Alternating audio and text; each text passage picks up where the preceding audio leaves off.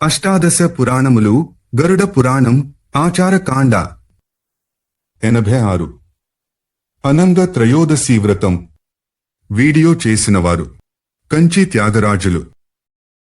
అనంగ త్రయోదశీ వ్రతం బ్రహ్మదేవుడు వ్యాస మహర్షికి ఇలా ఉపదేశించసాగాడు. హే మహర్షి, మార్గశిర శుక్ల త్రయోదశి నాడు ఈ అనంగ త్రయోదశి అనే వ్రతాన్ని చేయాలి.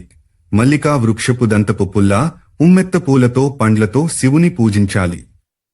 తరువాత అనంగాయేతి అనే మంత్రాన్ని పూర్తిగా చదువుతూ భగవంతుడైన శివునికి తేనెను నైవేద్యంగా అర్పించాలి.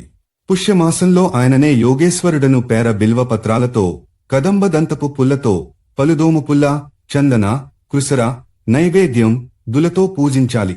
మునులారా, మాఘమాసంలో నటనాగరుడైన శివదేవుని కుందపుష్పాలతో ముత్యాలమాలతో పూజించి పాకడ చెట్టు నుండి విరిచిన దంతధావనం పుల్లను పూరికా నైవేద్యాన్ని సమర్పించాలి.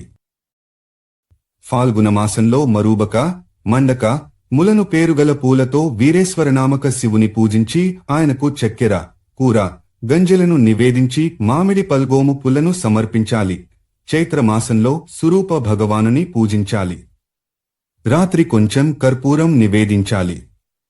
స్వామికి దంతధావనకి మట్టిపుల్లని నైవేద్యానికి పూరీలను సమర్పించాలి.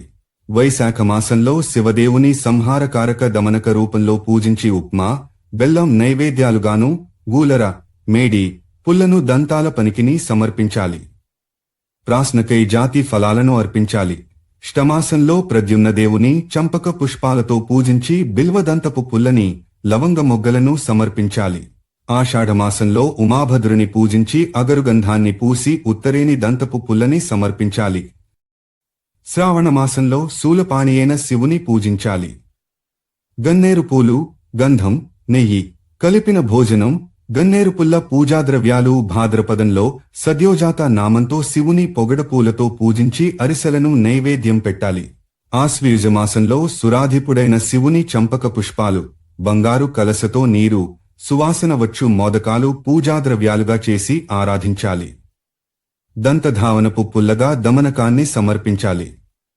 కార్తీక మాసంలో చండ్రపుల్లని దంతాలకి, మదన పుష్పాలను, పాలను, కూరగాయలను శివపూజా నైవేద్యాలకి సమర్పించాలి.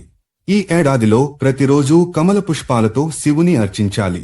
పైన చెప్పబడిన విధంగా సంవత్సరం పాటు పూజలు చేసిన తరువాత రతీసహితుడైన అనంగదేవుని స్వర్ణ ప్రతిమను స్వర్ణ నిర్మితమైన మండలంలో స్థాపించి వారికి గంధాదులతో పూజ చేసి తిలలతో బియ్యంతో హవన సామగ్రిని తయారు చేసి వారికి 10,000 ఆహుతులనివ్వాలి. ఇందులో పేర్కొనబడిన దేవతలందరినీ మంత్రసహితంగా ఎలా పూజించాలో ఈ పురాణంలోనే అధ్యాయాలలో చెప్పబడింది. అధ్యాయం 128 అష్టాదశ పురాణములు గరుడ పురాణం ఆచారకాండ 86 అనంగ త్రయోదశీ వ్రతం వీడియో చేసినవారు కంచి త్యాగరాజులు.